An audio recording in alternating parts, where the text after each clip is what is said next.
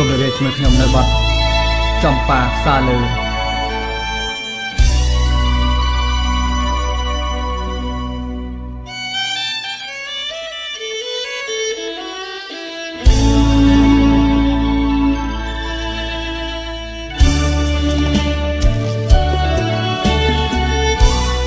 កំពុងឆ្នាំងជាស្រុក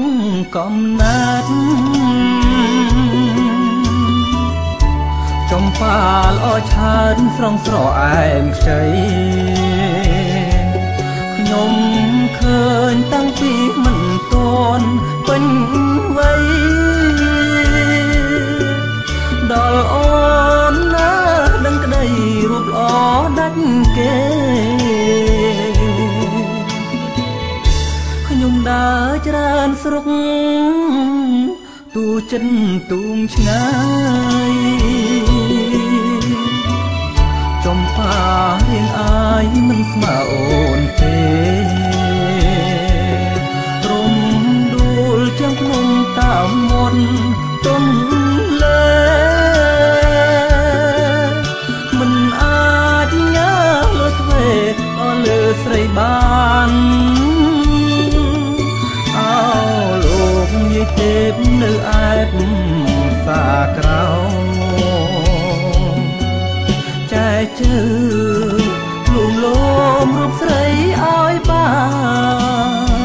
នមានតែទេជាផ្លូវជាស្ពានកាលណាខ្ញុំបានខ្ញុំថ្វាយភ្លេងការចំប៉ាផ្សាលើ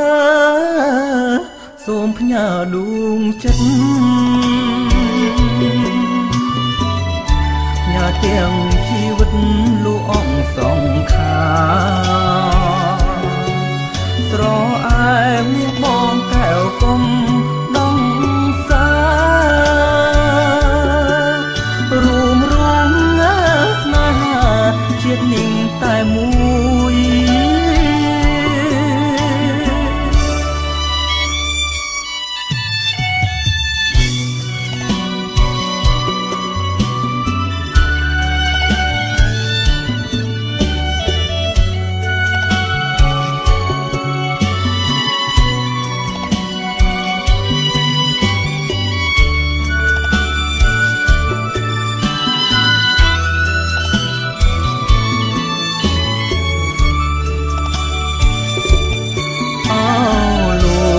ទេពនៅឯបសាក្រៅចែកជើលួងលោមរូបស្រីឲ្យបានមានតែទេជាផ្លូវ